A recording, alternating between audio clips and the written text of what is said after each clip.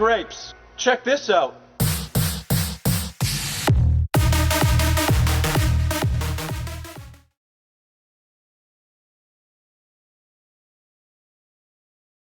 Hello and welcome back to the Youth Group Reunion Tour podcast, the podcast that unpacks the Christian cultural touchstones you grew up with in the 90s and 2000s. This is your co-host, Mikey B. And I'm your other host. My name's Jared. We have a special guest again today. We always have special guests here. That's kind of how we do things now, really digging through the Rolodex here of our contacts. Yeah, hoping to get back to like the spirit of what inspired the podcast of having our church friends that we grew up with on here as guests. And so when we originally put out like the first episode, this guy had an immediate response, thought it was a great idea, was really excited about it, and we instantly reached out and was like, "Hey, we got to have you on as a guest." It's taken a while to put it together, but we're finally glad to have him here. Tony, go ahead and introduce yourself. What's up, guys? Tony. We go by first names here only, I learned. And so Tony is my name. Grew up with these two guys in youth group in Old Warren, Ohio. Now I live on the west side, Indianapolis, working at a church in student ministry. Right on. Yeah, so this is a constant thing with our podcast is like, I never realized that I called almost everyone by their last name. And so they have to, or if it wasn't a last name, it was a nickname. So we got to get Shake and Bake on here at some point. Shake, if you're listening, Wow. Shout out to Shake and Bake. That's a good nickname too. So this is equally as hard for me as it is for Tony, because this is one of the few times that I've had to really catch myself that, I'm not going by last names here, because I don't know if last names were just a phase or if it was just our group or whatever, but I feel like we started on first names and then went to last names, and that's kind of where we left it. So that's what like early 2000s like church world was, though, is you always referred to as pastor blah. Like it was always the last name. You never really said like first name unless it was like a youth pastor. Then you're the freedom, the permission to say that, right? And so I think we just picked up on that subconsciously. Like you were never Mike, you were always blank, right? Right. It was never the first name. My mom didn't want me to call our youth pastor Pastor Paul. She was like, you can't call him that. She's like, you need to use his last name. I was like, he said I could. And she was like adamantly, she was a teacher, and she was like adamantly. No, it was like a disrespectful thing. Yeah. Well, it's like a pastor. It's not like a teacher though, right? I mean, Yeah, and I never, with my students now, I never like tell them to call me pastor. I just say, hey, I'm Tony. Like, I don't think I've ever introduced myself as Pastor Tony once in 10 years of student ministry. Yeah. Originally, it was like my mom wanted me to call him, his pastor and his last name. Then she said I could do Pastor Paul. And then I was only calling him Paul. And she's like, this cannot stand. What church are you going to? Yeah. It was really interesting, I guess, that like, now that you mention it, I didn't even really think twice about it, but I'm pretty sure I called all the pastors by like, their pastor blah, but I don't know, times change. But I want to get into how we know each other, Tony. So I first started coming to Northmar. I was 4th or 5th grade, so probably 2000, 2001. I remember meeting some other people first. I remember coming to VBS. We talked about how I met Drew and things like that first, because he was friends with a mutual friend from school. And so how long had you been coming to Northmar at that point? Did you come after me or around that time? I know it was kind of nebulous when I was on and off there. So I came to Northmar VBS, Vacation Bible School, which was a banger of an episode you guys put out. Loved it. Oh, yeah. When I was 8 years old. And so that was like the start of my whole family, like getting into like an evangelical like church. Grew up in more of the Catholic. Okay, so you grew up in a Catholic. We grew up in the Catholic church. And so my mom was invited by, I don't remember who it was, some lady from Northmar to go to the women's brunch, get saved at a women's brunch. And then, of course, the next year, whole family kind of like transfers over to Northmar. And so I was 8, I guess, when we started really attending there that summer. So that'd be summer of 98, I guess. Okay. Wow. Yeah. So that makes sense. I started coming around 2000, 2001. And I remember I got to know you really like in the junior high youth group types of things, right? I don't remember really meeting you in like VBS or things like that, even though you probably were definitely there. Yeah. But I definitely remember some more like, you know, finding the friend group at youth group in junior high when we could do Sunday school, and maybe a little bit of Boys Brigade. I think you know what, you definitely were there. I think it was Boys Brigade. Yes, I think that's where we met. So, So have you guys done anything about Boys Brigade? Because I can still do the song. whoa, really? I can do like the first like few lines of it for sure. I think I can do it. You want to try it right now? Go for it. Look, I you're just want to say for the record, real quick, that I did battalion, which is like the Boys Brigade. I did it all the way up through when I was a senior. I was a sergeant. I was like the highest rank you could be, and I don't even remember that there was a song. So I was in it way longer. I was in it way longer than both of you guys, and I do not remember this. I remember coming for the first time, right, to Boys Brigade, having no context of any youth group thing, whatever, right? Boys Brigade was like the pre-youth group, and that's where, you know, I kind of started doing something on Wednesday night or whatever.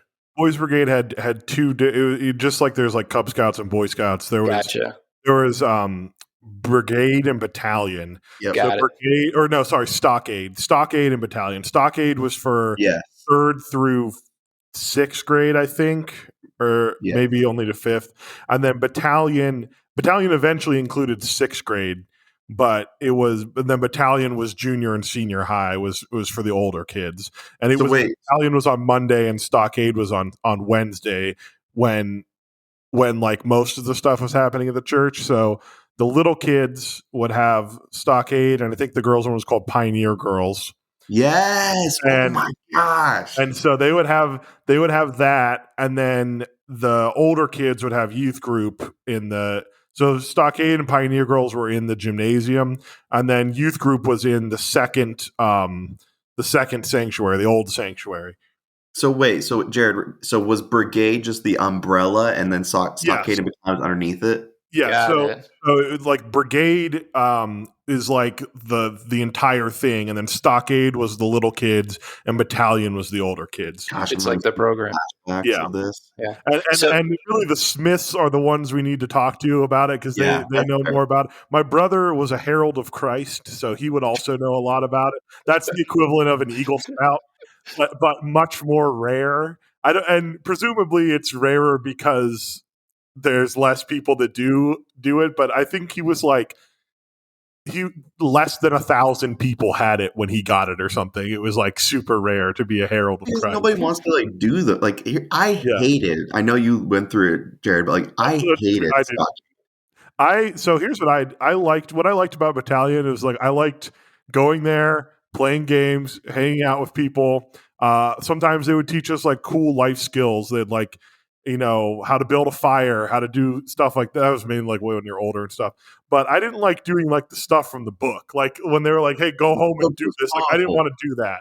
Obviously I didn't want to memorize any verse. Yeah, that's not what I was about. I was like, I'm here to play war ball. So my very first time, right, I show up to this coming from the Catholic Church where we had VeggieTales VBS, which we talked about. My first time. So what they do is you have to all stand on the line, and then you salute to the Christian flag, and then do the Pledge of Allegiance. And then we would sing this song, right? And I didn't know anyone there. Like I kind of knew Drew because, you know, I met him at VBS. I didn't know anyone there. And whoever, I can't think of this leader's time or his name, but he was just like, hey, toes on the line. Like my toes weren't on the line, and he like yelled at me for my toes not being on the line. And it was like my first time, and I was like, oh crap, like what are we into? Like, you know, all the Smiths, they like do their perfect like pose, you know, with their arms behind their back, their hats down, and you know, they start like doing the thing. And I was like, oh man, I can't believe like, you know, I messed up already, and this was my first time there. But that's literally the first time that I went there that I got yelled at for my toes not being on like the gym line as we sang the song. And so, Tony, you just said you know the first couple lines of the song. Yeah. Do you want to do it right now? You want to try it? So the first line I remember is like all stockaders marching forward on to victory. And it's Jesus Christ, our Lord and Captain. Something victory. It's just on our way, I think. Yeah. Jared knows. I would not have remembered it. So like the thing about like Stockade Battalion is like they were like military themed, right? So as you may have noticed, I said I was like a sergeant, right? And then after I graduated, I became a lieutenant, and then like the captain was like the oldest man who was in charge of it, and then there were like, there was like corporals and Lance Corps, whatever. And so that's where like they were to like get on the line. So it was like military themed, and that's like why it was like that. So I started to get to know people through this. Surprisingly, I did make a few friends through Brigade, even though it was off to a rough start.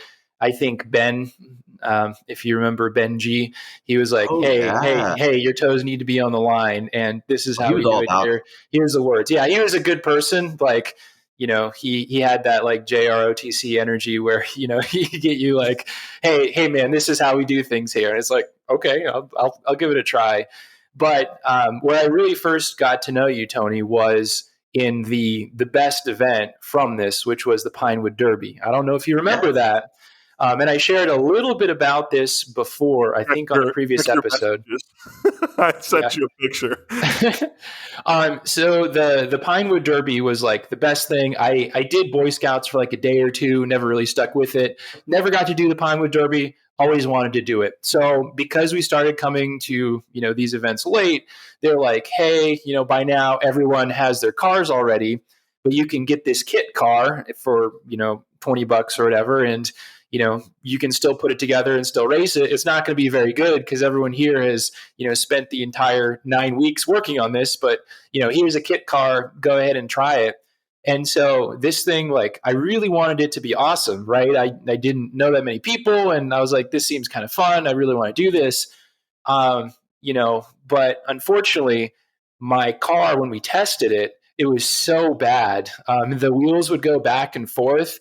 It would like slam, like the axles would like slam the left wheel and then slam the right wheel. So it was like going down in a zigzag. So my car was like, it took twice as long as the average person to go down the track. Like we had a test night. It was brutal. And I was so mad because my car couldn't be last place. I can't have the new kid. Like, I know it's a stock car. I can't have it be hot garbage. So someone else was like, hey, we'll put lead in it and that'll make it heavier. It's going to go faster. It's going to go better. So we did that and still sucked, right? It was still terrible. So I asked my dad for help, and my dad's like, have you tried gluing the wheels? He didn't really like, I love my dad, but he's not like, there are some dads that were like, I'm going to go out here and we're going to like measure this and we're going to plasma cut this in my wood shop. My dad was like, well, here's some wood glue, like have fun.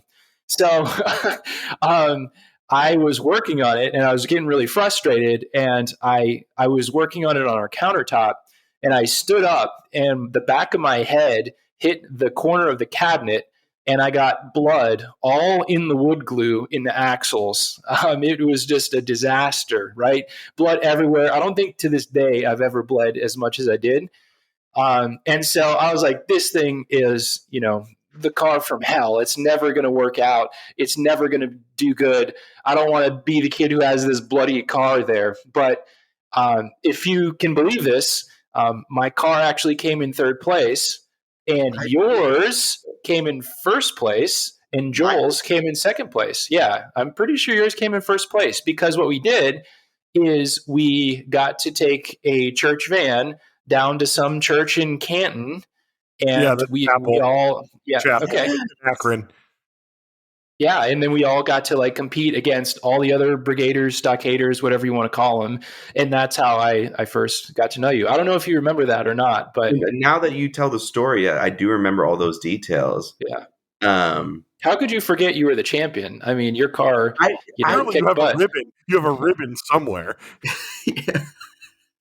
I don't, I remember doing like Pinewood Derbies, right? But I remember having there's like a blurring between two like storylines in my life of like Stockade and like Cub Scouts. And I couldn't remember which was which and where I've done, but I do think all my Pinewood Derby days now that I'm remembering were all at Stockade. And I won, not because of anything I did, right? It was, my dad was like, oh, we're going to win this thing. You had the other type of dad. Yeah. Yeah, my dad was like, "Oh, I'm going to borrow the saw from work, and we're going to make this thing aerodynamic, and we're going to polish up the axles to make it go faster." If you guys check your messages, I sent you a picture. This is provided by friend of the podcast, Caleb. It's a picture of that his mom has like in a scrapbook, and he sent it to me, and it's of him at the Pinewood Derby. This year, he came in third place. If you look at the board behind him, you'll see some names of people. Obviously, you'll notice that neither of your names are present there. So this must have been before you guys were. Do you recognize the guy in the photo? Who is that? Yes, I do. That's Dominic's dad. Yeah, is that Dominic's dad? Yes, it is. Okay. Yep. So I can read some names off here of like. So here's who placed. So Ryan M. Came in first. Matt B. second place. Yep. Caleb third. Dennis fourth. Dominic fifth. Then there's two Bens. Ben J. I don't remember number don't 6. Know him. I don't remember know him. Ben G. Know him for sure. Yep. Then we have Kenny. Which surprise I would have expected, although it wasn't leather working, but maybe this is before Kenny had honed his craft. Kenny is the most decorated Eagle Scout in the Tri-County area, but this is before he simultaneously did Eagle Scouts and Stockade, but then when he got older, he only did Boy Scouts. But he was if I was ever stuck alone on a desert island, Kenny is the person I would want with me. Then we've got Tyler G, who I think I remember. Ryan him. R, which I do not remember that name. Mm-hmm. Then we got James Smith, friend of the podcast. Yep. Then coming in at number 12, your co-host, Jared. Then we've got Eric, presumably Eric Smith, which I'll go ahead and say it because it's also Smith. Presumably I think that's who it is. Then Isaac, I think probably A. Yeah. A prolific family at the church. And then Austin, who I don't remember. I think it's an E. I think he went to Howland. I know what you're talking about. Yeah. So I never came back after getting destroyed in that heat by the place. Yeah, that would have been me. I never would have come back to youth group had I, gotten my stuff handed to me by everyone else who knew what they were doing. Oh, here's a new kid, number 15. Sure, he's going to come back. Mike, what I remember about you, first off, now that you're telling the story of the Pinewood Derby, I remember those details for sure. And I think that's when that kind of started, like, our friendship, like going over your house and like whatever it was, your new movie theater your dad would put in, or whatever crazy thing your dad was doing. But I remember, Jared, you probably remember this as well. Mike had the best biceps in youth. Yeah, from birth. It was just like genetically there. And that was like the big thing. Well, like with I Drew. Will say his brother-in-law gives him a run for the money. Certainly certainly he's going to be beating the pec area. But I'm talking from like early days. Like Tim was later, right? Tim didn't come until high school. Right. And so Mike had already established his throne in that way. Yeah. Of being Mr. Biceps, Mr. Six Pack. And so, Drew being the snake that he was going to definitely capitalize that and use you like, hey, look at this guy's biceps. Or look at my friend. You're mortified. As an introvert, you're like, don't draw attention to me. Yeah. Drew's like, no, look at him. And then Drew becomes like the stud in the situation, right? But that's what I remember of you, is first of all was your biceps and just everyone being in awe of those things. So let's transition this into the general topic of today. So Mike, did having that reputation of being totally jacked and like super strong, like did that ever help you when you were trying to flirt with girls at youth group? First of all, I just want to say for the record that Tony and I were longtime workout partners, and honestly, probably the longest workout partner I've ever had, college and beyond, was we consistently worked out every day in the basement. The first time sorry, I know you asked about relationships, but I got to, we're on topic now. Yeah, for sure. So my dad was really into lifting weights and things like that, and he kind of taught me how to do things, and so the reason why my biceps got developed is because that was the only exercise I felt confident enough to do by myself.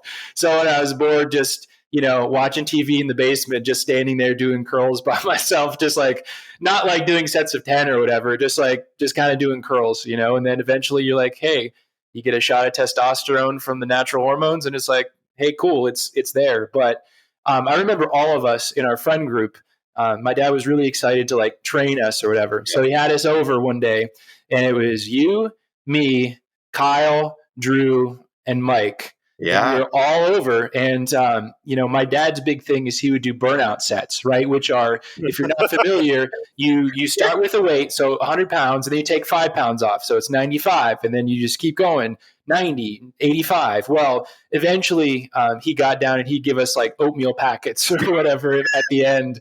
And, I remember he would always make fun of us trying to lift the oatmeal packets by the end of the burnout. And so after that one time, nobody else did it again. We went to Quantum, Drew and I, for a little bit, and I think H went there too. But, you, Anthony, were the only one who actually stayed to do, the 1 inch in 1 day arm workout. I was just going to say, you were the 1 inch in 1 day workout. You have to bleep yourself there. What? You said your last name. Oh, yeah. Oh, no. I'm so sorry. The one thing I was worried about. Oh, my gosh. You're the first one to do it. Yeah.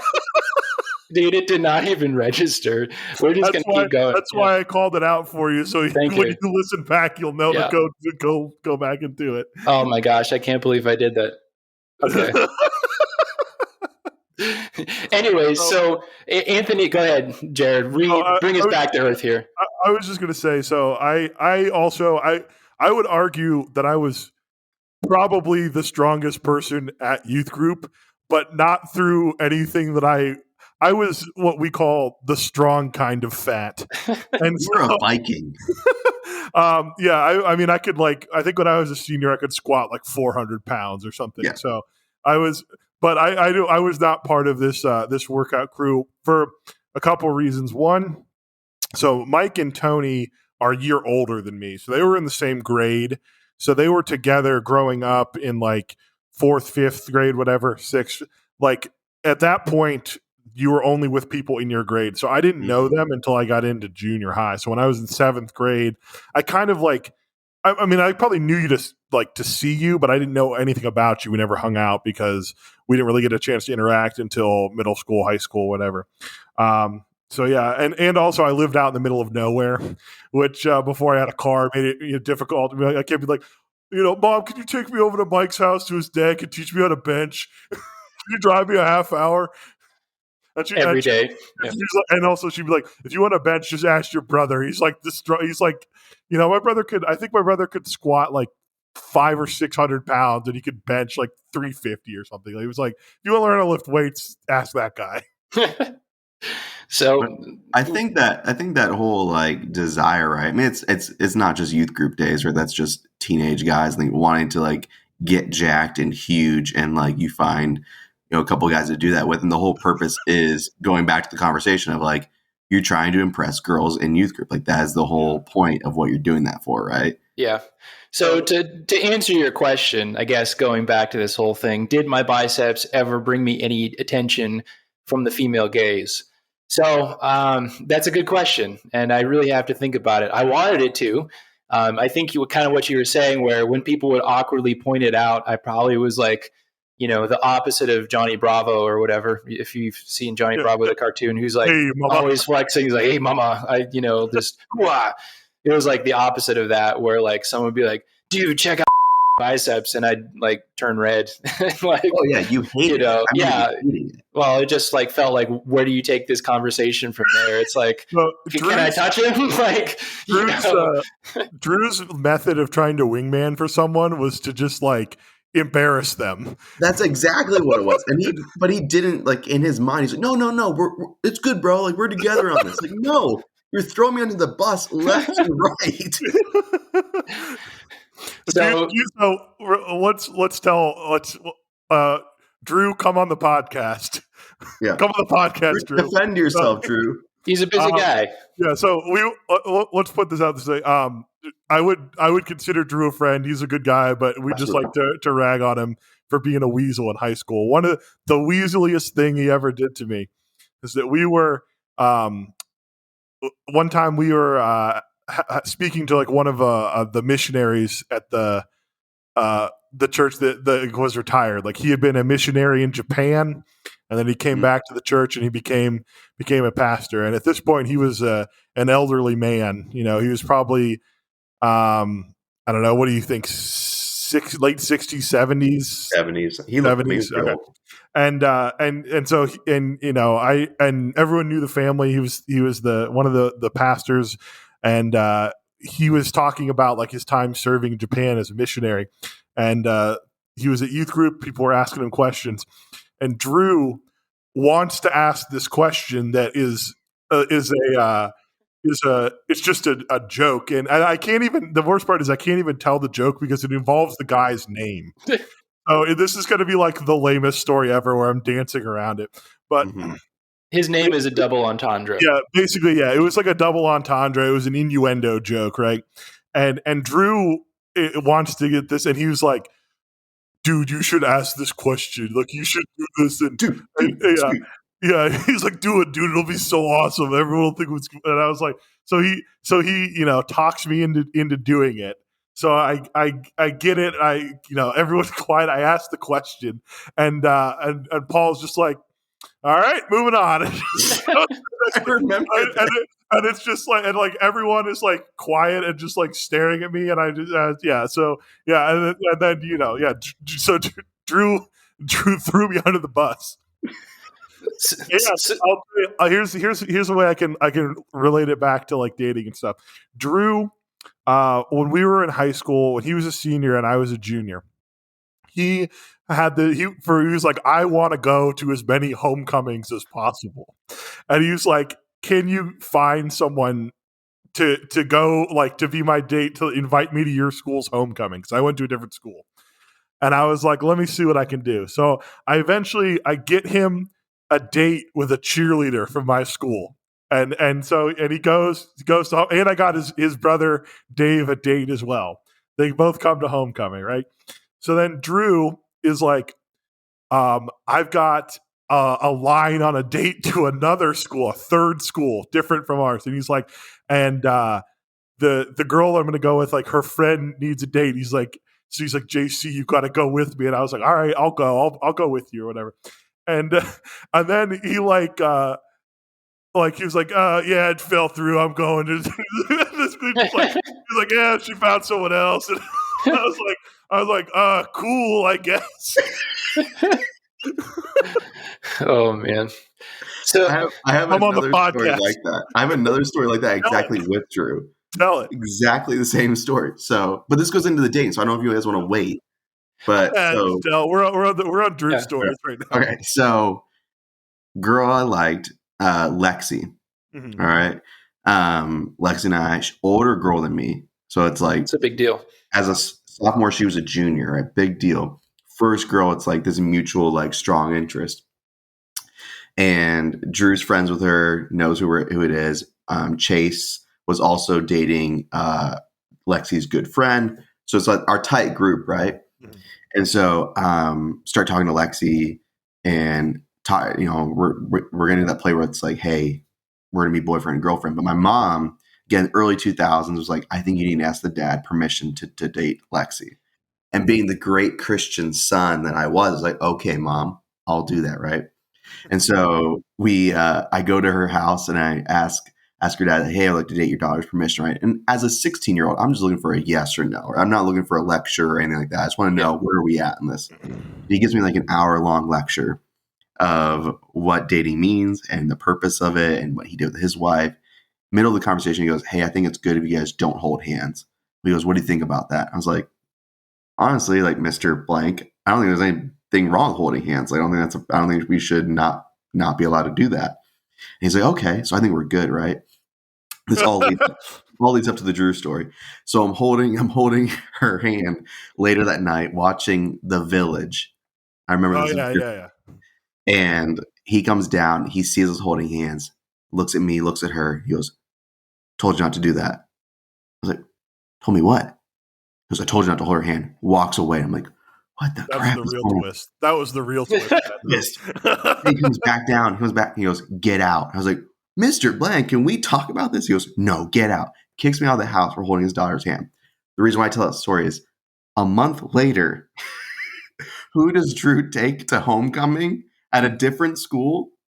This Lexi girl, knowing that there's been all this drama in this situation. And he shows up at my house the day of the homecoming with her in the car and says, check out the Mustang we're driving in. I'm like, Drew, this is the girl I just like got kicked out of the house with, just like dumped in some ways. And you bring her to my house the day of homecoming. The homecoming date I was supposed to be on with her. You bring her to my house. Wait, it came to your house? Yeah. Yeah, like on the way. You just like, hey, no. check this out. Oh my gosh. I was like, Drew, what is wrong with you? Like, holy smokes. He called me, he's like, Tony, come out, you gotta see the car. And I come out and like, I see the car and I see Lexi in the car. Well, I'm like, He cool, couldn't, he couldn't have swung by before he picked her up. If you wanted to show the car, just like, hey.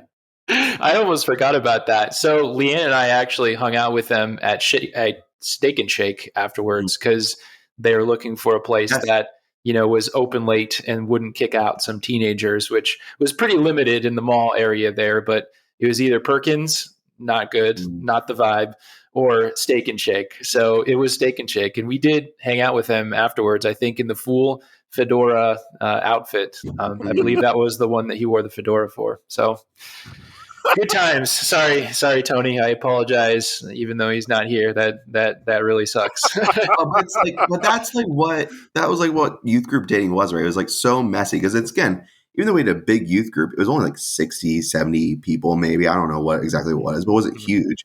And so there's all this like cross-pollination of dating that led to like all this additional, like, I don't know if you want to say drama, right? And you're just like, how do you function and how do you figure it out? And it's messy and it's dating itself is messy. And then you add in all the friendships that are like tied in. It was like a huge mess. It was just a web of mess. Yeah. So Drew found out who I liked by a Breakaway magazine quiz. I don't know if I've told this story on the podcast before. This is a classic move for that entire family, right? So we've talked about how Drew and Mike were really good friends, and then Drew's younger brother Dave and I were really good friends. And the classic move for that family was to go over to your house at a sleepover, be at their house. Like, as you're going to bed, they'd be like, who do you like? You would tell them and then expect them to answer the same question. And they'd be like, all right, we're going to bed. Is this like a move that like when their dad goes to have the talk with them, he's like, all right, and this is what you're gonna do. Like, you get your friends into a sleepover, ask them who they like, and then as soon as they want you to answer, you're like, well, we gotta go to bed. Gotta go.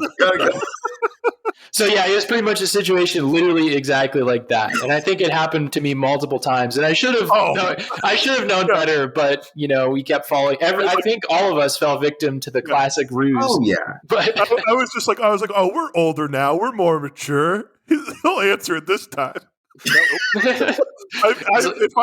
If Dave came over right now, he's married. If he came over right now and I asked him who he liked, he would refuse to answer. He'd be like, I don't know, dude. Who do you like?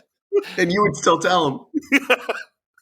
So what he did with me was a little different. I've also been on the sleepover, like, okay, everyone, let's talk about who we like. And then you pretend to fall asleep or whatever. And then, it's like, well, we didn't get anything out of Drew, but there's a quiz in Breakaway magazine, which was the male version of 17 magazine for Christians from Focus on the Family.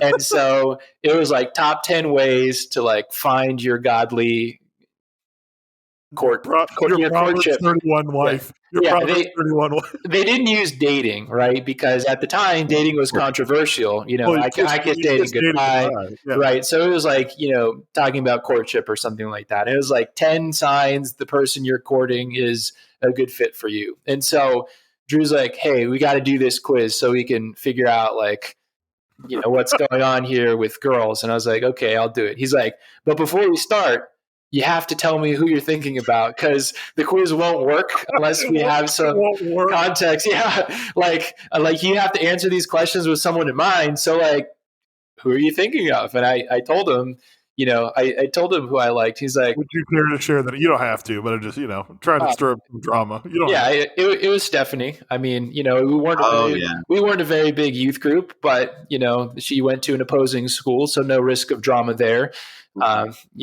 She was quiet, but she laughed at my Sadie Hawkins joke one time. So that pretty much was the connection there. But I don't think she was wildly impressed by my biceps because Drew went to school with her and, it made the wingmanning type of thing. Like there's only so many times you can sort of half introduce someone and like, are we really not hitting it off? She was kind of more quiet and, being around youth group made me quiet in those situations, even though I wasn't. And so it just, it's not that we didn't hit it off or anything. It's just, we really didn't talk to each other in person. Now online, AOL Instant Messenger, that was the jam. AIM, I had some serious game on AIM. I mean, my buddy list was popping. My dad used to make fun of me for how many chats I had open. Every youth group girl, boom, in the Rolodex. It's like texting now. What was your away message though? Like it was always something. Or like pro. Like was it song lyrics? Like what was it? Yellow Card or something? Well, my AIM screen name. Ocean Avenue. I feel comfortable sharing this because AIM doesn't exist anymore. But I was PX Rocker 17 after MXPX, so people knew that obviously, I like punk rock and Christian punk rock. To be fair, we haven't done an episode on MXPX. I don't know. I like to live life on the edge. It wasn't like DC Talk Man or Newsboys. It was like MXPX. So you don't even know. What an edgy dude. But, MXPX is what I always consider to be the Christian Blink 182. Maybe just because of their logo is kind of similar. Definitely. Yeah. That's I remember with AIM, like again, going back to youth group flirting and dating, like the strategy always has, I would put my away message on. Yes. Right. But I was never really away. Exactly. You just wanted you wanted someone to message you and see the cool song lyric that you'd put down. I wasn't a lyric guy. I was a movie quote. Oh yes, you were absolutely. I was always like a Reno 911, Dumb and Dumber, Will Ferrell, like random quote, like, "Hey, look at how edgy I am that I have these random quotes that are funny, quote unquote, right?" But I was never leaving my computer because you couldn't leave your computer because if you left your computer, the phone line was still jammed, right? That's right. Like, you couldn't do that. So there was no reason to have an away message at all. But I was just thinking like, oh, I'm busy. I'm off doing something. But if someone messaged me, it looks like I'm busy, right? Yeah. It's like that whole reality of trying to flirt in that way. Well, you can passively, like aggressively, like, say things like if the girl you like didn't talk to you, you can write a sad status.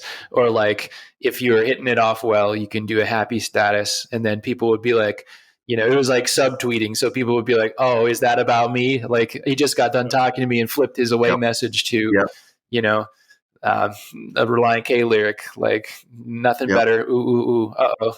Something's going down. That was a positive interaction. I've thought of another very important piece of this puzzle for us growing up. How did MySpace top 8s work into your game plan here? Wow. Well, I remember something very specific about that. I'll let Anthony react to that first because I have a very specific story about this. I wonder if it's the same thing because I remember with MySpace, Mike, I got into an Angel and Airwaves phase, and again trying to like create this persona that I was emo but in a Christian way, right? I convinced you at your house one day to take photos of me that I could put on my MySpace account that reflected more of an emo culture, wearing my sister's pants because I didn't have skinny jeans. And the Dismas shirt. Yes.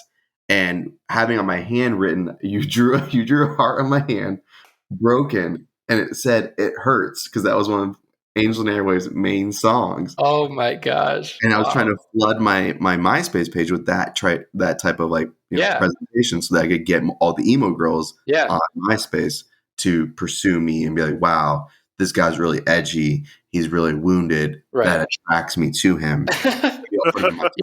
He's so mysterious. I said, "I'm going to write love on your arms."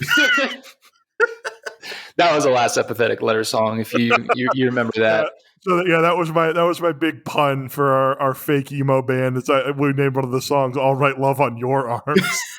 Kind of inappropriate now when I look back on it. I don't think I definitely did not age well. So at the time, I didn't understand what that meant. I didn't realize it was like a self-harm thing, and I was just like, I'll just switch it so it's like on your arms.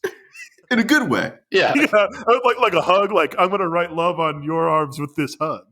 Yeah. Not quite. So the story I almost forgot about that one, Anthony. I think that was a really good one. But I actually used your MySpace page for some hacking. I don't know if you remember that. I don't remember that. So our mutual friend Drew, we probably, I probably did this independently. And have I told this story before? I feel like I know it independently, but I don't think you told it on the podcast. So Anthony, I think you were one of the first people to get a MySpace and also a Pure Volume, right? We talked about Pure Volume last week. Volume. You had a Pure Volume page, and we would share music and stuff, and we kind of connected on that level because like you showed me Third Eye Blind for the first time, like we listened to that CD in the basement. Still killer, still like one of my favorite bands to this day, thanks to you. But, one of the things so you were kind of up on things, right? You had older sisters, they kind of knew what was coming on. So you made a MySpace, I think probably first in our friend group, right? MySpace and Pure Volume. I made one after you. And so Drew was third. And so Drew used MySpace, like not in an emo way, but in just a way to like chat with all the girls from school, right? So, his top 8 had to be, all girls, right? It couldn't be any of us. It had to be. That's a rookie mistake. You got when you're working the top 8 game, you got to put the girl that you like as like third or fourth, right? Yeah. You got to sit her there, and then if you like start to date her, because then there's a place to go. You can move her up. If you're dating, she's number 1. Yeah. But otherwise, you got to have your bro as like your number 1 spot. Otherwise, it looks like you're a creep. You're like just put this girl in here. You're not dating. She's your number 1. Well, and you want to put a girl like above the girl you like, who's not maybe like a little less attractive, just to make that girl a little just jealous. Like friends. Yeah, exactly. Yeah. Just to set the bar a little bit. Yeah. There's a whole psychology that goes into this. Leanne was always that one for me. I was like, this is my home. All my friends from school knew her because she had been my homecoming date for 2 years. So they're like, "This is my friend, my that's a safe number 2." Yep. Yeah. So this is my church friend Leanne, and then I can always be like, and she's dating this dude who's totally jacked, and so. Thanks, appreciate the solid review. Yeah, and then I'd slot the girl that I liked in at number 4 or whatever. Yeah, that's fair. So anyways, I got salty about it or something like that. I didn't make the top 8, or it was maybe you change it to a top 4, or I was mad about some other type of thing. And I was kind of passive aggressive, character flaw, call it what it is. But, I was like, how am I going to get back at him for this? Because MySpace, he's spitting some serious game and getting a lot screen names and a lot of comments. What was his page song? Do you remember? It was Moby Extreme Ways. Oh, okay. Remember that from the the Jason Bourne. Yes, Bourne exactly identity. Right. So anything Bourne, that Bond, family was real into the Bourne. That and 24. Yep, they loved 24. Exactly, all the spy thriller type of things. So. That was a time. Anyways, so I was salty about it. Didn't really confront him about it, or I probably got poo-pooed away or something like that. And I was like, I got to get him back. How am I going to get him back? Well, I kind of cut my teeth on the MySpace hacking things. And so one of the things that you used to be able to do on MySpace is you could embed an invisible comment that would, you wouldn't be able to see, anything in the comment, but you could embed audio. And so if you found an audio file somewhere, you can make a hidden player that your comment looked like a normal comment, but in the background, it would play your sound like on autoplay, on volume 100, on repeat, like, on whatever you want to do. Yeah. And so for some reason, Anthony, like you gave me your login info probably to upload the Dismas pictures. And so I left like said, while I'm here, Yeah. So while I'm here, I left a comment as you on Drew's wall, and I embedded like a fart machine and some toilet bowl flushing sounds. So you don't remember this? Oh, I used you. You were the patsy for this one because I used your account, so it wouldn't be suspicious that like as soon as I leave the comment, these noises start. I wanted something with a little more plausible deniability, where it's like, okay, Tony's comment seems pretty innocent and topical. That can't be the one that has this hidden machine in there. And so whenever you would load Drew's page, you would just hear like this flushing sound and like some weird, like someone having a difficult number 2 basically is what it was. And so the girls from his school would start commenting and be like, hey, Drew, I think your page is hacked because I keep hearing sounds on your page when I go to it. So he was super embarrassed. It was kind of a jerk move on my part to do that and to also tie you up in that, right? Because I used your account. So that probably wasn't good for the healing of that friendship there, but that it was something that I did, and it was a good way. It was like crabs in a bucket, right? It wasn't good enough that like I wasn't having any luck with the ladies. Drew couldn't have any either, and I was gonna make it as hard as possible because I felt like I was getting getting ripped off, but. That being said, I had no problem chatting with people online, but my big criticism from my dad was that I would talk to all these people online, have all these deep conversations, all these people, and then at youth group, I wouldn't talk to them because youth group was very much like you with your friends, like, there's not cross-pollination. A big girl group is hard to get into, you know what I mean? So like, there's like the guys here, the girls here, and it was kind of hard to break that ice, I guess, for me. So it is what it is, but that's kind of my MySpace story there. For youth group, for me, I remember being at the place where I felt like I was like most comfortable. Like in school or any other like realm, I felt like I was more reserved. But at youth group, I would be like this extroverted, different self. Mm-hmm. And so it would create this whole nother like, I don't know, game that I could play when it came to like pursuing dating relationships, right? Because I had all this confidence here because I was like accepted and like had this like whole identity there. And like I remember like mission trips were like prime time, retreats were prime time, life conference was prime time, opportunities. That was your chance to flirt with girls from. That was your chance to find like a girl, right? If you could find a girl from another church at state, life conference, like it was like, oh my gosh, dude, you got her to like get on your MySpace page there, like that's incredible, right? That was like a whole game change. And I think it was that was Dave's bread and butter because he was like, I'm gonna flirt with all these girls, get them super into me, and then never see them again. Elizabeth Swan. Yeah, you remember Elizabeth Swan? Exactly. Yeah, of course I do. I don't have to do that last name there real quick. We don't know this person. Okay. We don't know. Yeah, she's got a new last name. Yeah. This thing. This was always a flaw that I had in my game. So I was always friends with someone who was way more attractive than me. And then anytime I would be like, I'd be like, Dave, I need you to be my wingman to back me up when I go to meet this girl. Even if it was like someone who didn't know, like someone from my school, I'd go there. And then they'd always be like, your friend Dave is really attractive. And I was like, yeah, I know. It was like, and like, this is not something like Dave, I know 100% had my back at all times. It was never like something he was trying to do. He had the look of the time, right? He had long, curly blonde hair, like surfer hair. He was a lifeguard. He had like the Hollister look, right? Mm-hmm. And so they were just like, tell me about your friend Dave. I'm like, yeah, I mean, like, I don't know who he likes because he won't tell me. And so I don't know what to tell you. He wouldn't take the breakaway quiz. Yeah, right. Yeah. I tried. I sent him a year subscription, and we still haven't talked about it. For some reason, he's been able to dodge it. Oh, my gosh.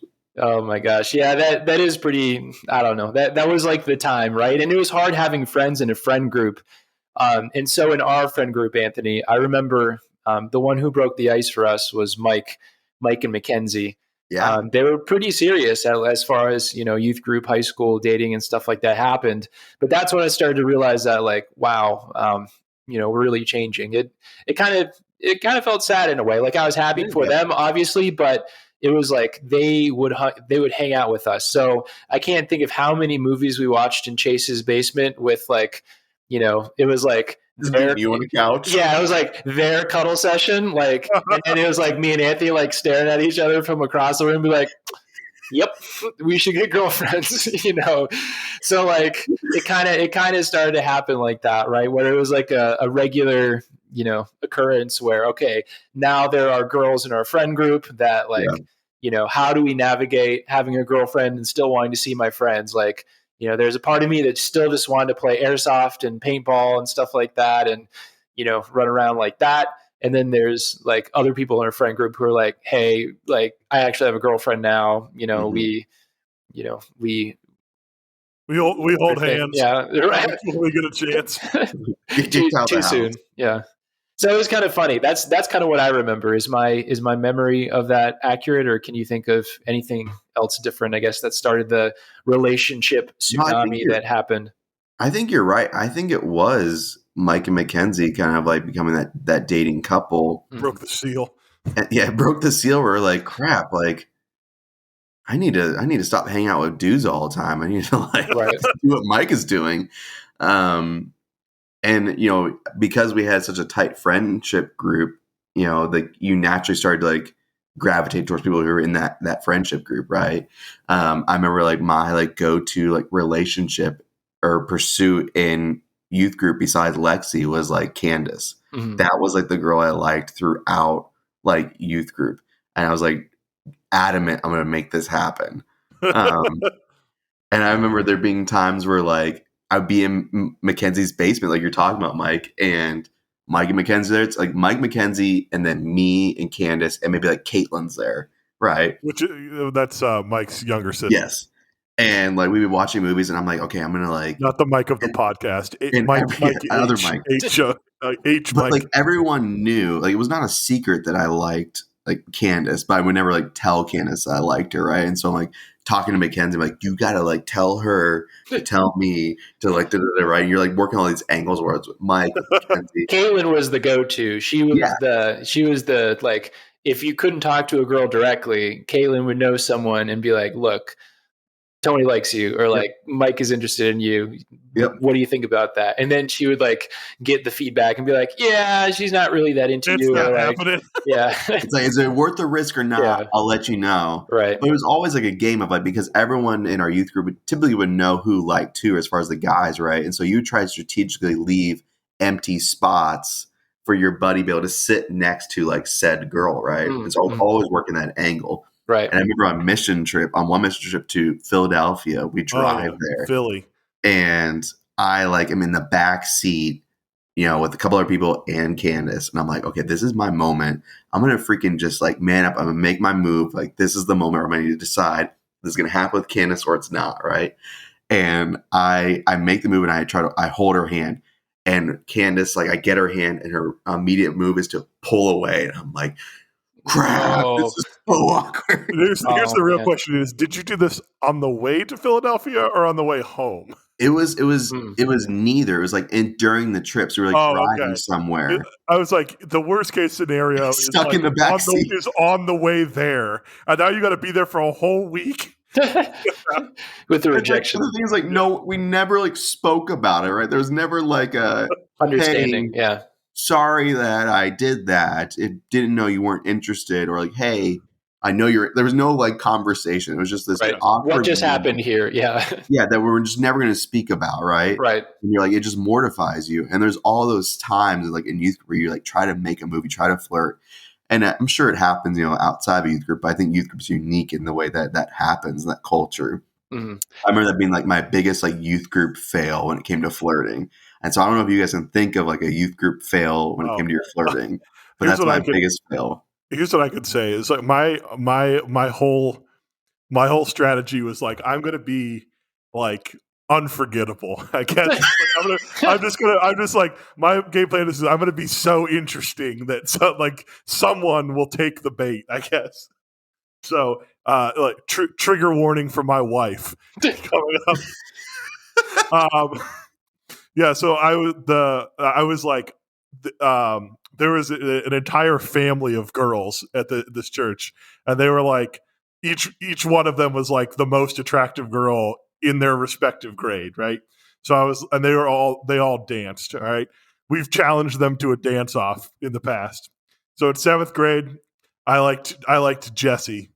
You know who I'm talking about, Tony. Oh, yeah. So I was like, they're like, this is why I started doing all the dance battles. It was basically, I was like, I need to impress this girl. why. Yeah, this was it. This was the reason. And so that obviously didn't work, but I found that I was good at dance battles, I guess.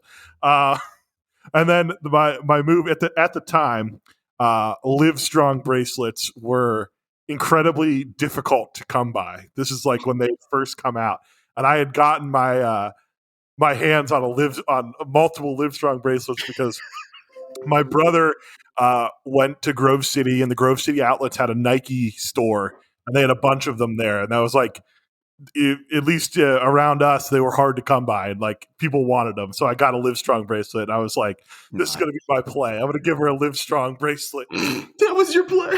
That was the play. Well, did you? I mean, here's what I'll say: I'm married to a woman named Jessica. So you tell me how that play worked out. Dude, No, did you give her a Live Strong bracelet when you guys first met? No, I should get her. I used to wear them all the time, and my wife hated them. Maybe she knew somewhere deep down that it was like, it wasn't a Live Strong bracelet, it was that type of bracelet, and they were like rugby. They said something about rugby on them or whatever, and she hated that I wore them, so I'd like took them off for like our wedding, and then I never put them back on. So getting back to the topic here, I want to follow up on that thread because there's some interesting tea in history here. So none of us in our friend group, we were not very good at actually like addressing any conflict or awkwardness or things like that, right? It just was like, it didn't happen. Memory holds, like the photo's edited, you deleted your MySpace, it's over. We didn't talk about it. You strike out, doesn't matter. None of us, I'm speaking to myself and talking about my past self. I was good at liking people, and they would know that I liked them, but I didn't like actually ask them out really directly. It was just like I was kind of hoping to have something a little more concrete to go off of, to know that like, I'm not going to get Anthony'd here where, they're going to put your hand away. But, it was that on and off again energy that definitely kept you coming back to youth group, right? It's that like, well, I struck out, but she's still my friend, right? So can we still talk to her? So actually, it was through your on again, off again-ness with Candace that enabled me to finally make a move on my now wife, Leanne. I don't know if you thought so. You just have totally blacked out that ticker tape from your memory there. It's been erased. It's Pinewood Derby days all over. Yeah. Wait, what was this? Yes, okay. I think I remember this. Okay, so I've got the tea ready. You've got your tea. All right, this is what happened for all the listeners. If you'd like to know the real story of how I met my wife. So Leanne was a MySpace girl first and foremost. She was one of those cute girls who you would want to be on your emo MySpace page. She had the Crystal Myers swoop. She liked all kinds of indie bands that you'd never hear of, right? She had an older sister who loved The Used, right? Like, so it was hardcore. And so, I kind of met Leanne. She came through youth group, through a friend, through Lisa.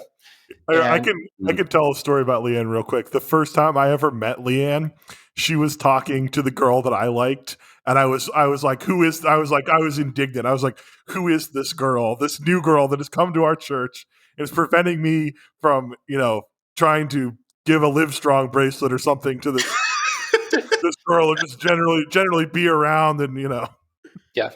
So she was new to the youth group, and we chatted like on MySpace, on AOL Instant Messenger. Well, Tony here, he was a little better at sealing the deal than I was, right? You were a little more aggressively trying to become friends with her. And I remember one day, we actually did watch The Village together, believe it or not. Did you? All of us. So We it was did like, too? it was you, me, Mike McKenzie, and Leanne. And Leanne was like, kind of like you're getting to know her. And after we watched the movie, there's no, hand holding or anything going on. It was just I like, don't remember that. she was like your friend. And after that, you said, guys, I think we should start hanging out with Leanne some more. She's like really cool. Did I took say that. this? You did. You literally said those words. And I was like, oh, okay, that must mean he likes her. So I'm going to like back off and like not really talk to her, because I kind of interpreted that to mean like, okay, you liked her. Like, you're kind of an item, or at least pursuing. I didn't want to pull a Drew and like show up in a Yellow show up in a Mustang. convertible again and have you say, hey, by the way, thanks for the prom date. That was really nice that you got us together. Mike, I'm sorry I didn't swing our homecoming limo by the out to Portland just to ride by and say, hey, what's up? Just honk the horn like seniors graduating or whatever, all down the street. Yeah, I would have seen it. So anyways, you started to become this thing where you like talking or like, I don't know that you call it talking back in those days. It was kind of like, there was some mutual interest and attraction there, but it was always like, aren't they, like, do I like her? Do I not like her type of thing? And so, you brought this up earlier before we got started. We went to a concert together, and it was a great concert. We brought this up with the episode with Kyle. It was an amazing lineup. It was, let's see how much of the lineup you remember, because I have all the bands offhand. I remember A Change of Pace. Yep. I remember Alexis on Fire, and I remember Monine. And you're missing one more. Missing one? You are. It is the first opening band, and they were a metal I don't remember band. the opening band. There was the Cancer Bats. Oh my gosh! How do you remember? Obviously, I know you remember, but that's insane. I did a little research. Yeah, no, it was the Cancer Bats, because that name was so funny. They were terrible, but like they're way out of place. Like, they're very heavy metal, kind of like Pantera-esque type of metal, right? And A Change of Pace was like a pop punk emo-ish band, But so your dad drove us to the Cleveland Grog Shop. And which is next to the church that I go to now. Get out of here. Every Sunday morning I walk past the Grog Shop. It's when I say next to, I mean like they're in the same like strip of. It's like our church is in this old theater, and there would have been this big like theater front, right? That would have been directly next to it, and it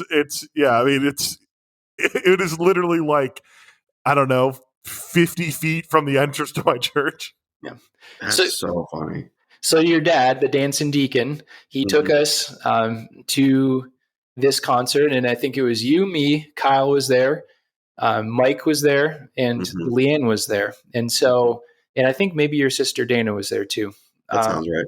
And so it was a pretty big group of kids to go to the show. And I remember at that show, actually, that was the first time I ever had Chipotle, because it was like a Cleveland thing. It was right next door. It was right next door. And we got Chipotle, halfway through the Cancer Bats and came back.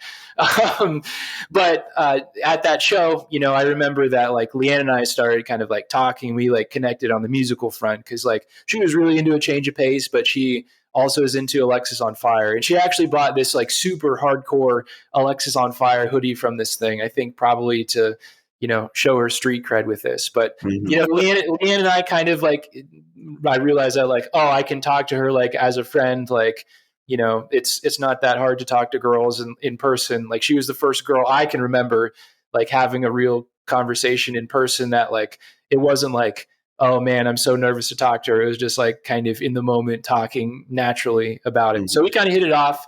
And I think that you maybe were a little irritated at the fact that like we spent some time kind of like talking at the concert and stuff like that. Cause it was kind of supposed to be like your date, but not really.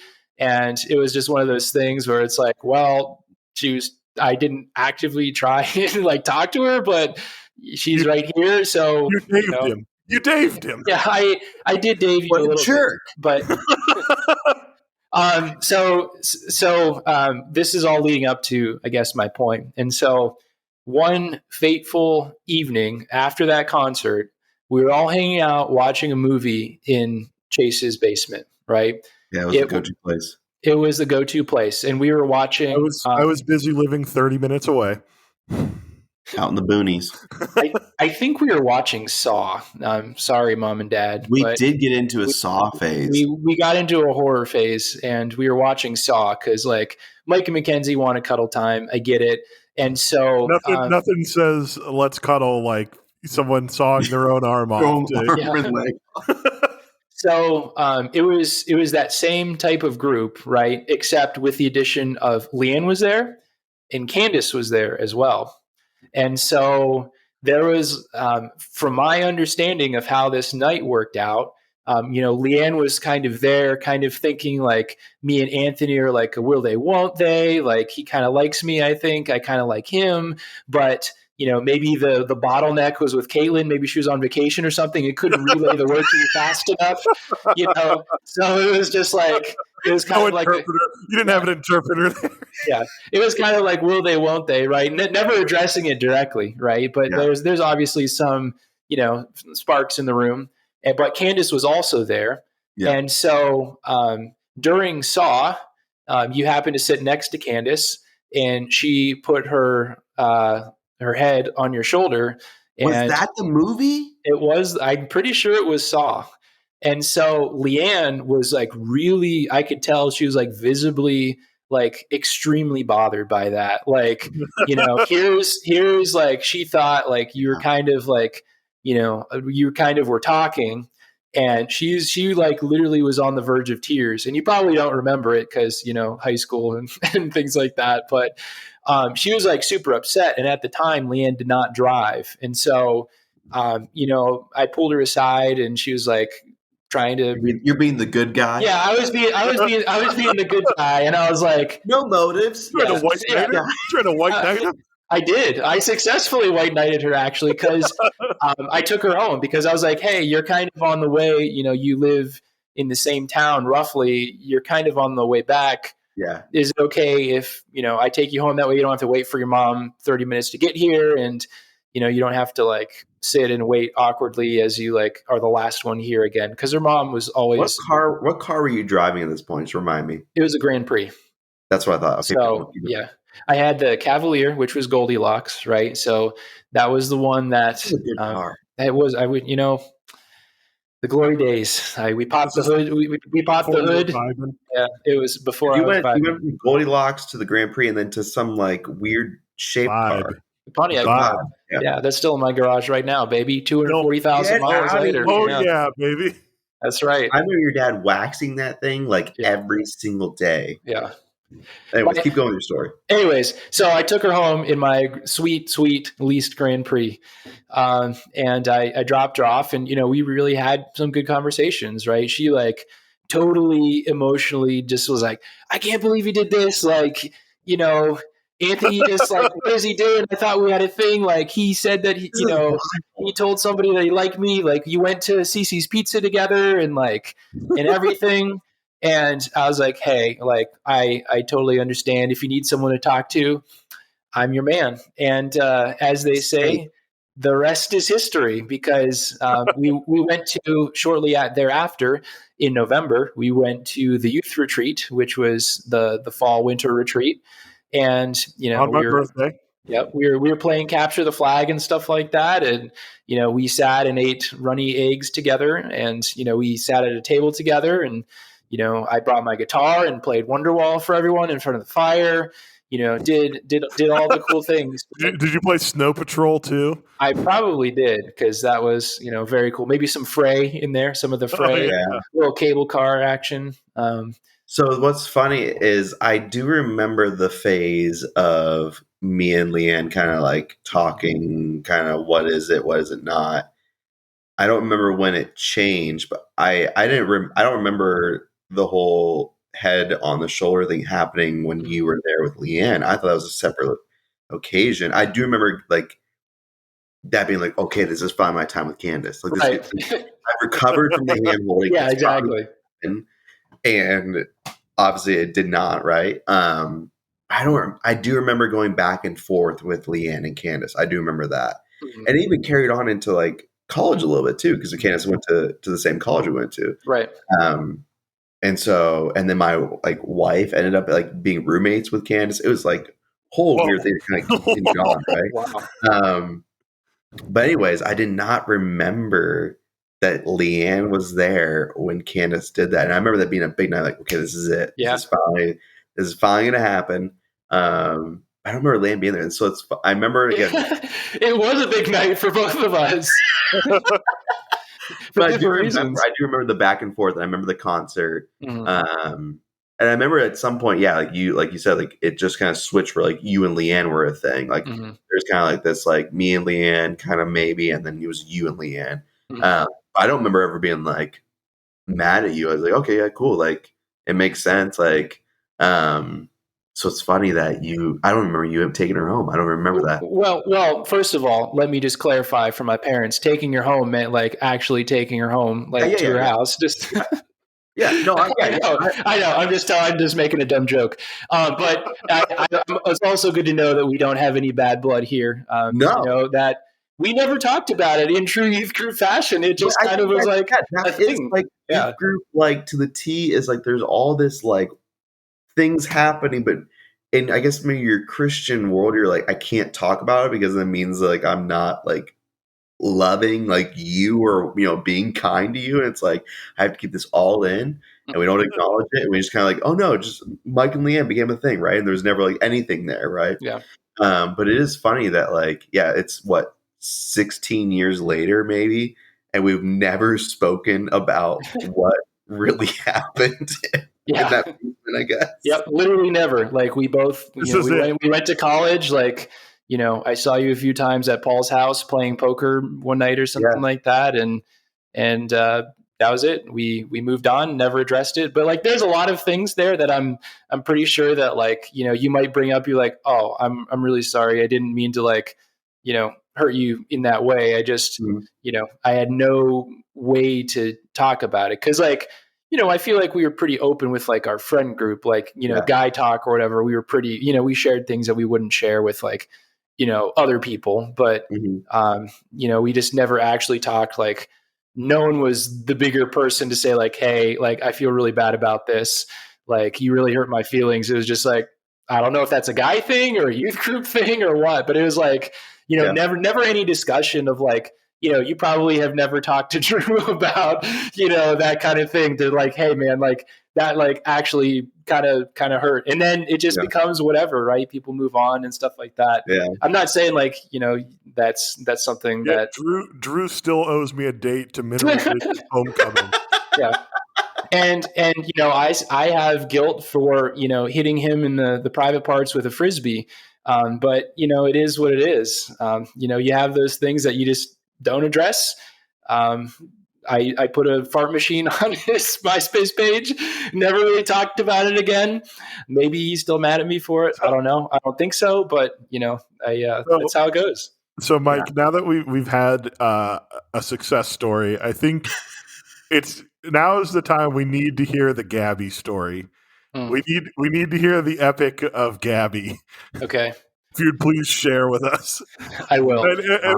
And no one could see this, but when I mentioned Gabby, Tony made a surprise face of recognition of kind of vaguely remembers this. There's just so many things you forget about from youth group that it's just absurd. Do you remember the time where we almost got either Chase or Jason in a fight with a guy from Howland? Because we made a MySpace page. Absolutely. Oh, I think I know this story too. That needs an entire hour to talk about all the details. That was quite the caper. Let's just say. I think we wanted to. We're going to try and do an episode with Jason at some point. So we could save that for that episode. You need to tell us that is firsthand. I was in too deep. I mean, truly, an investigative story. The crap out of that situation. Yeah, that I'm surprised I'm not sitting in prison right now, just based on how it could have gone sour.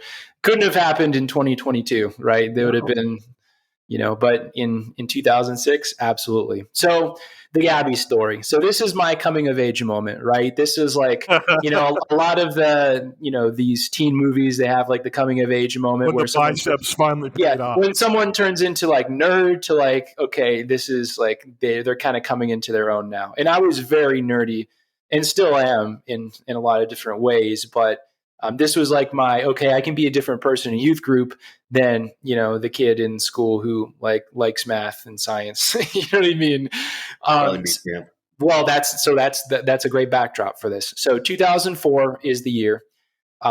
Fresh off of my National Spelling Bee trip in Washington, D.C., which I've talked about before. I went there. It was fun, had a lot of great stories from that. But Paul, as he often did, he would call people randomly to say like, hey, and now can you share a little bit about what's going on? And I think it was good to like, he would do that for people who... He's trying to share in his student success. Yeah, exactly. Yeah. Going on and stuff. Yeah. Right. So Paul, at the end of youth group, he says, hey, we have, our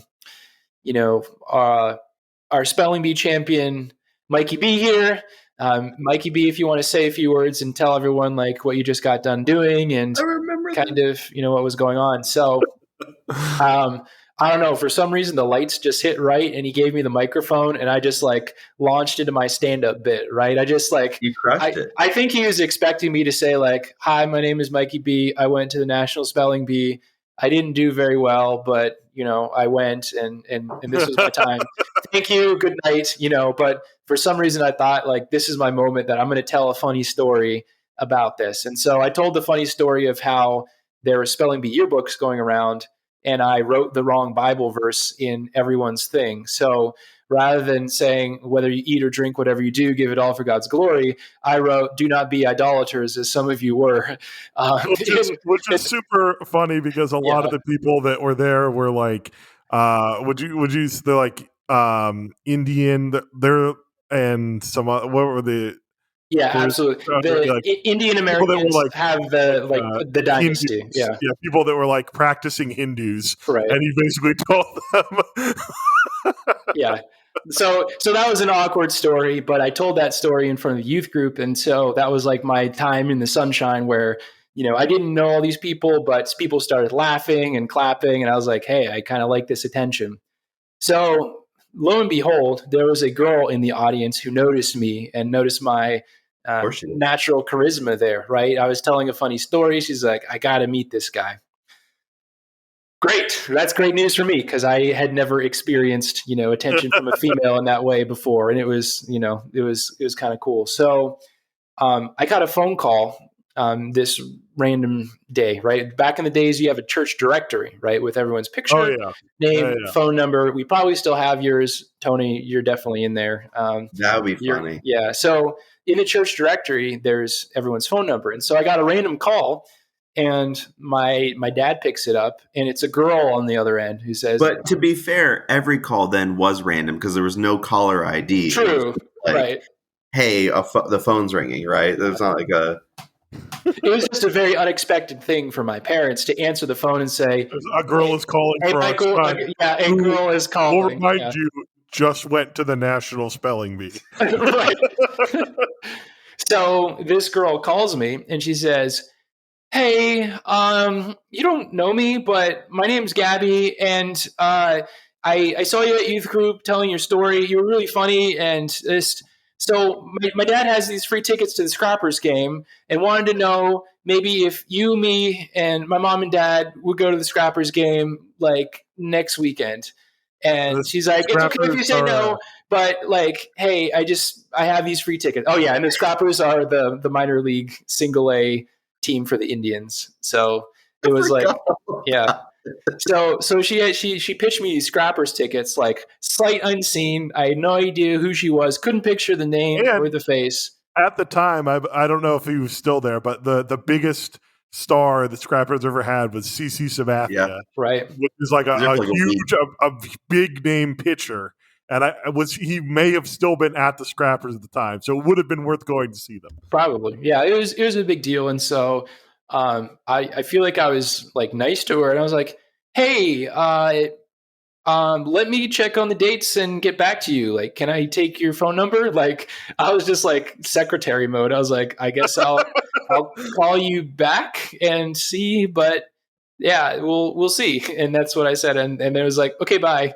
And then we hung up the phone, and I was like, what the heck just happened here? Like, a girl, like, after my first thought was like, this is Drew. He put somebody up to it to like mess with me, because that would happen. It always is that Drew. Yeah, every story. Yeah. Well, actually, he did that to me, like that exact thing. He got his cousin from Australia to call me. Yeah. I remember. And she called me. And it was like a scarily similar pitch, where it's like she had an Australian accent. She's like, am I making you nervous? Like, I can't do an Australian accent, but like, she like said these things, and I was like, like, what's going on here? And the Sheila's out here calling out of nowhere. Yeah, so I assumed it was Drew, and that's why I didn't luckily I didn't push it and like try to like be as obnoxious as possible, because I assumed it was someone he knew or a friend had set him up to it. But time goes by, right? I didn't get back to her yet. I had to ask my parents and talk to them about it, and my parents had to discuss it to see, like, it was not allowed. Yeah, I couldn't drive. Like, it's not like I can go myself. We had to coordinate pickup or drop off, and I don't even know where that is. Or, we meet at the scrapper's stand with like a sign around my neck. I don't even, I didn't know who she was, right? So, around this time, they never announced it in big church or anything like that. But, word started to get around that this is the spelling bee kid, right? There were basically three things that made people at our church excited for the youth. And the first one was if you decide to become a pastor, where you stood up for Missions Week and said you're going to be a pastor or a missionary. That was one. Number two, Bible quizzing, right? If you were a Bible quizzer, if you went to Bible quizzing. And apparently the third one, if you were in a spelling bee, right? Because there were some spellers in our church previously. There was a big dynasty, actually several dynasties, but the biggest one, they were kind of, known as the spelling family. And so it was a big deal that a non, homeschooler was the one who went this time. So of course, people had to meet me. And so I started talking to people after church, right? Just like, adults would come up to me and they'd start talking and say, hey, heard about the spelling bee. Tell me about this. Like, and I assume that they're either like people from the church, or there's people that like my parents knew, or, maybe they're in my small group, or just in general old people. And so this guy, I keep seeing this really tall man, and we keep talking about like the spelling bee stuff and, school. And, he starts asking me questions like, oh, you go to youth group. And I was like, yeah, I go to youth group, and she's like, oh, my daughter, Gabby, she's the one that's been calling you. I guess you've been chatting a little bit. And I was like, this is Mr. Gabby. Like, Mr. I've been talking to Mr. Gabby this whole time, and I had no idea who it was. And did you freeze up? I did freeze, because Gabby is there, and he's like, this is Gabby. And he like puts his arm around this girl who's like kind of short, like with big glasses, and her eyes are just like huge. And she just like froze, like she had seen a ghost. Like, her dad is like introducing us, and like she seemed normal-ish on the phone, but like in that moment I could tell it was like kind of awkward for her to like be put on the spot and like be introduced by her dad. Like, I don't know if he put her up to it or what, but that's how I met Gabby in person. So as fate would have it, the day that the Scrappers game was the day that we were leaving for West Virginia. And so I said, hey, I'm sorry, Gabby, but I'm actually leaving for the missions trip. On this date, we're going to West Virginia for a week, but I really appreciated it. Listen to Meant to Live for a 6-hour van drive and West Virginia. Yes. Yeah, West Virginia. And this dude I haven't really met yet is going to hate Switchfoot on this trip. That's where he's going to learn to hate him. But so I can't go to the Scrappers. So I kind of like had this conversation with her, and I said, hey, I'm sorry. And she's like, oh, okay, that's totally fine. Never came back. Never came back to church. Never came back to youth group. Never saw her again. Just a figment of my imagination. I don't remember her. I don't remember anyone named Gabby. Yeah. I don't remember Gabby. I remember Corey. Yeah, Corey. So if anyone wants to see Corey, I recently posted a picture on our Instagram where I'm giving Mike a piggyback ride, and there's a group of girls that's in the picture, and Leanne is one, and Corey is the other. So did Corey like you, or she like Drew or something? This was, again, the coming of age moment, right? To picture, like, to paint the picture for everyone here. So after that moment, I got like a little more confidence. I started playing guitar. I started working out. I started to do all the things that I thought, were cool or like interesting. And so I started to learn how to play guitar. And so Corey was one of Caitlin's friends, along with, there was like a group of girls. And so sometimes they would be over at the same time. We'd be hanging over your house or Mike's house or whatever. It was just like a thing. It was like we weren't hanging out together, but like we were in the same house at the same time. So the son's friends and the daughter's friends were both there at the same time. Right. Thanks for the clarification. So I started playing guitar just for fun, right? We would make up songs and, we would do dumb stuff. And prank call people and stuff like that. Well, what was the song that we made up? Was it Vinny? Tropatan. Yeah, that's Vinny's song. Vinny. Yeah. Okay. Yeah, that was Vinny, you wear FUBU a lot. Vinny, that was really hot. Hey, he's Vinny, running for Congress right now. At Tropatan. Is he really? He's running for Congress or some sort of political office right now. Well, does he know that he has a song for him? I don't know that I've ever shown my face. Use that as a campaign song. It probably would help his case. Yeah. So anyways, I started playing guitar, right? And so like it was fun to like play songs, and everyone came to my Cyber Cafe concert in downtown Cortland, which was awesome. Oh my God. Yeah.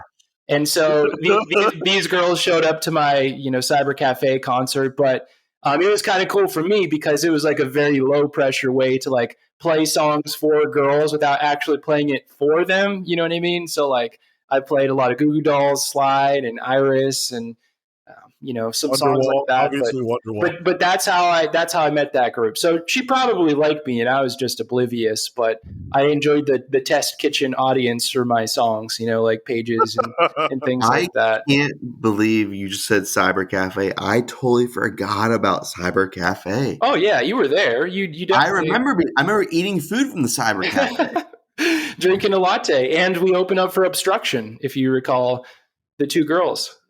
Yes. Who are like the daughters of the owner. Remember the Schmoka house? Yes, I do. I can't think of what that person's name was, but yeah. Oh my gosh, Mike. Good stuff. So anyways, in terms of relationships, it was like, our friendship provided me an audience, I guess, to like meet girls, but not actually really, and be oblivious to like, we would chat online a lot, but I don't know. I just expected the sky to open and just say like, I like you. Okay, cool. Like we're a thing now or whatever. It just was like, no, these are just the girls that I play songs for and talk to. That's the thing, right? Because that's youth group days, right? I didn't learn how to make the first move very well, let's just say. But I did. You didn't need to. Well, I did for the end. You needed me to piss off the girl that you What a tangled web we weave. I can't. That's pretty much the story, though. Tony to get into a love triangle, right? That we never spoke about. Yeah. Oh man. Well, Jared, are those stories new to you, or are those like you? Some of them are new. Some of them I've definitely heard before. Obviously, Gabby's a legendary story. Yeah, a legendary figure in our friendship. Someone that I don't recall at all. I never have any memory of someone named Gabby in our youth group. But that's because I scared her off. That's because for some reason, the one time where the girl took the first move, and like it probably was horrible for her to like call a random person. Like who does that, right? Like who's? I mean, no offense to Mr. Gabby, but like who's putting their daughter to call the guy? Yeah. From youth group, you know what I mean? Maybe she's just full of charisma on the phone. She just was like, "Hey, I'm going to go after this." Good for her. Man, she went for it. I could probably talk about this all day, but you just unlocked one last thing that I wanted to bring up here.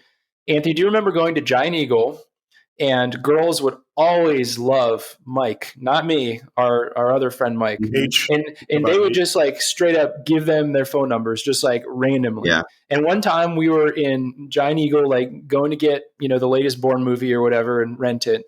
And this girl and her mom, like At the Eagle's Nest. Yeah, at the Eagle's Nest. This girl's mom. The Eagle's Nest, for anyone that doesn't know, is where you take your kids to be watched while you shop for groceries. Yeah. It was a nursery. They had video games there and stuff like that. It ruled. Anyways, this girl and her mom like came up to Mike and said like, "Hey, here's my daughter's phone number." Oh, yes, the mom too. Yeah. It was like, "Hey, listen, like, she's new to this school. Here's her phone number." And I remember Mike's dad was so annoyed that happened. He's like, "I can't believe it. This girl's going to end up blah, blah, blah," But he was like, I was like, "Oh, well, it seemed pretty cool to us that like a girl like saw that hockey shaped person and was like, oh, this person is obviously a hockey player, very exotic and cool. Sounds like I should give him my phone number." Like, it was totally backwards, but that was like the dream of every 8th grade boy. Yeah, as a like, teenage guy, you're like, it was oh my like, gosh, this is amazing. Yeah, it doesn't happen. Like, as an adult, you're like, this is the most unhealthy thing I've ever seen in my life. Right. This child probably needs a lot of counseling. Right. Yeah, I remember. I can picture that moment. Oh my, wow. Yeah. So anyways, that's how I learned to, not make the first move, because I saw, hey, Mike didn't have to make the first move ever. He just, he got to say, you know what? Now I'll call you maybe, you're not that cute. It can work for me. Right. I just, Lord, what you've done for others, I pray that you do that for me. That was like that. So lessons learned about relationships. I learned that, for other people, girls can make the first move, and that's totally okay. But the other lesson I learned was, you do kind of have to make the first move if you do really want it. If you can't get your friend into a love triangle, or you can't, or if you don't have any extra Livestrong bracelets laying around, right? Oh man. Well, Jared, as someone who, we've talked about me and Tony's relationship here. Yeah. Did you ever have a girl cold approach you in youth group in a way that, like, we each shared our own sort of, approach stories? Do you have anything like that? No.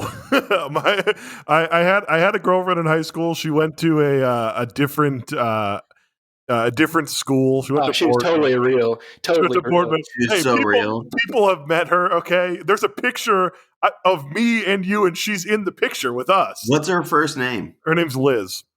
One time, Pastor Myron, this was at Leanne's graduation party. We were playing volleyball in the backyard. Pastor Myron spiked the ball and hit her in the face. Oh, I totally forgot about that. That actually happened. You're 100% right. Yes. And that was the first time that I ever met Leanne's dad. So I didn't believe that Leanne's dad existed. All right. Because I still don't believe it. I had been to homecoming with her twice, been to her house several times, knew her entire family, brothers, sister, mom, never ever seen her dad, heard him mention anything like that. I had a glimpse of him at Mike's graduation party. I saw his back getting into a car to leave Mike's graduation party. That was the first time I ever glimpsed him. And then I met him at his daughter's graduation party. After I'd known the family for like 5 years and been to their house and so on. He keeps a low profile, and so low that he actually has a false alias that he goes by to order Amazon packages. So it's not just you that he's hiding from, let's just say. So interesting. So quite the teaser there. I never had any girlfriends from our youth group. The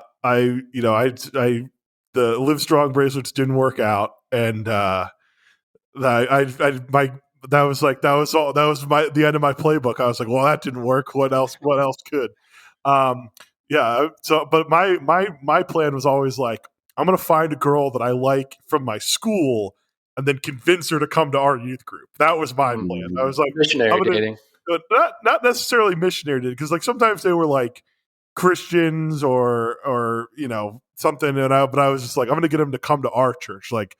Our youth group was cool. Our youth group was like the biggest like the coolest youth group that I knew of in the general area. Like every other youth group maybe had like, 10, 15 kids. Ours had like, 60, 70 or more. Like it was big. Yeah. We had a ton of resources, did a ton of cool stuff. So I'd be like, hey, come check out youth group at my church. Do you remember thinking that our church was the only place that had like real Christians? I remember thinking other churches were like, oh, those aren't real. Like that's like a cult, or it's like a false religion. Like I was like, you got to get to Northmar, and then you'll learn how to really be a Christian. Something that I always thought was super funny is, so the town that I grew up in had a bunch of Catholic people. It was like mostly Catholic, and someone referred to themselves and like, no, I'm not Christian, I'm Catholic. And I just always thought that was super funny. And our football team would sometimes say like the Lord's Prayer, and I would do and we would, and there's like we'd say the Lord's Prayer, and then I would do the Protestant part at the end of it. And I did it, and everyone's like looked at me like, what is this? And then during two-a-days they would have a senior pray for the food, right? And there's some like Catholic, there's like, this is the prayer you say when you're going to eat. Yeah, thank you, Lord, for these thy gifts that we receive from thy bounty. Yep. Through Christ our Lord, amen. Right? Yep. So when I was a senior, they're like, obviously you're going to be the person that prays because you go to church all the time. Yeah, you go to youth group. So I get up there and I just freehand it, and they didn't know what to do because they're like, that's not the prayer. And I was just like, thank you for this nice day. Please bless this food to our bodies, bless the hands who prepared it, keep us safe in practice, and help us to learn. I just made it up, just like that. That could have been the prayer. Who knows? And people, and then someone like came up to me and they're like, "How did you learn that prayer?" And I was like, "I don't know. I just made it up." Like they were like had no concept of the idea that you could just like make up a prayer. Yeah. Jared, do you remember the verse that you started to always write and quote on things? It's something like prepare my hands for battle or something like that. Do you remember the verse I'm talking about? Not offhand, but that sounds like something I definitely would have done. There various times in my life there have been like verses that I just thought really. One of them is like I think it's like Psalm 133 or something, and it's like brotherhood is like beard, like oil in my beard or something, and I would say that to people. One that I always thought was funny is that sometimes our Pastor Paul, when people would ask him what his favorite verse is, he would just like tell them, like he'd be like Micah 1:8, but he wouldn't quote it to them. He would make people go look it up, and it was like Micah 1:8 is like, because of this I will weep and wail, I will go about barefoot and naked, Yep. I will howl like a jackal and moan like an owl. And he would just tell them like really like weird like kind of strange Bible verses and just pretend that they were his favorite verse to get people to go look them up. The verse you would refer to is Psalm 144:1. Yeah. Of David, praise be the Lord my rock, who trains my hands for war, my fingers for battle. That sounds awesome. That's awesome. I remember you in Philadelphia quoting that verse to homeless people. Yeah. Hey, I was like, hey, I'm out here. I'm ready for battle. This is the home of Rocky here. Like, I listen to this Bible verse while I'm training for boxing. Well, I'm trying to hold Candace's hand in the back of the van. Yeah. You're up there quoting the. Well, I was trying to train my hands for battle. What a perfect transition there. I think that's a very good rap. I think that's why I was maybe unforgettable at youth group, but didn't have a youth group girlfriend. So anyway, time for plugs. All right, Tony. So the plug segment is basically you can talk or promote anything you want to. We've had people promote, songs or bands they're listening to. So we've had your own Instagram, right? Your own Instagram. Anything else? Anything you want to plug? Something that you think our audience should check out or be aware of, or you think is cool. Could be personal. Could be, anything, just to kind of get a flavor of like, oh, I've heard of this, or I haven't heard of this. Yeah, I mean, we want to go to a really serious note. I've been on a really big kick of reading and learning about just the LGBTQ community and trying to really understand them as people. What does the Bible really have to say about it? And so 2 books I would really plug, if you want me to plug something, is Mark Yarhouse, who wrote Emerging Gender Identities, and then Preston Sprinkle, who wrote Embodied. They have really good, just grace soaked truth, as I like to refer to. Talking about a really hard topic, but in a really just great tone and tenor that I feel like has been really good and really helpful for me. And so if you want me to plug something, I'd say, hey, if you're looking for something to read, you want to learn about what is a Christian growing up in a youth group need to understand, and how do you actually have a conversation when it comes to people of this demographic. I think they've got a really good handle on it. So, so I plugged those 2 books. If you want me to plug something? Sweet. Sounds good. Anything else? Do you have a promo code for that our audience can? Yeah, but it involves your last name, so I want to do you, Mike. So, too bad. I guess if anyone buys it because of your recommendation, I'll ask them to donate to your GoFundMe or Patreon or whatever. We'll pass along whatever portion of our Patreon goes to you. We don't have one, by the way, but once we get one, we'll make sure. Maybe we should make one. Once we get up to dozens of listeners instead of just. Well, we're at tens of listeners right now, Jared. Don't sell yourself short. That's true. We're getting there. We have listeners from over 15 different countries. To be fair, that listener is maybe the same person traveling to different countries. Are any of those bots? Yeah. One of them, which I think this is true. Mike, correct me if it's wrong. I believe that there is one listener from Qatar, and I believe that the last I'd heard, the UN estimation of number of Christians in Qatar was 1. So 100% of the Christians you guys are killing it in Qatar listen to this podcast. They probably accidentally searched for Reliant K and found it. This is the number 1 Christian podcast in Qatar. Yeah. Maybe we'll make the banner for it. We have to, And I believe the UN. I believe he was in prison. So if you're listening right now, if you're listening, message us. Yeah. If you're listening, message us, and we'll send you a free T-shirt. That's a good transition. We don't have T-shirts yet, but if you do want to message us for real, you can message us at youthgroupreuniontour@gmail.com. We will read your email if you wanted to. We'll read it out on air if it's cool or funny or not. You could also hit us up on our socials. Sorry, Anthony, I am going to go into this section now. Yep. You can hit us up on our socials. So twitter.com/YG Reunion Tour, Instagram @Youth Group Reunion Tour, or our Yat page y.at. And these are all emojis coming up. Cool, church, raised hands, guitar. So those 4 emojis, y.at/those 4 emojis. Those will get you all the rest of our links, where to find us on Spotify, iTunes, Stitcher, your favorite place to consume podcasts. Any last... Yeah, I was going to say, and if you haven't yet, we would appreciate it if you go and rate us on wherever you're listening to this. If you're listening on Spotify, Google Podcasts, Apple Podcasts, Anchor, whatever it is, we'd appreciate it if you give us a rating, give us a review. Come for our next. Tell us what we did wrong, or tell us what you liked. Yep. And so with that, Tony, I want you to do this last section because I always mess it up. Yes, Jared and I can't do it together to save our lives, but we do the ending from the flip side videos. And so we say, until next time, we'll catch you on the flip side. So you're gonna be the last. You're gonna lead us out. So you're gonna say, until next time, catch you on the flip side. Say, catch you on the flip side. Yeah. All right. So whenever you're ready. Ready? So until next time, I'll catch you on the flip side. Awesome. Check this out.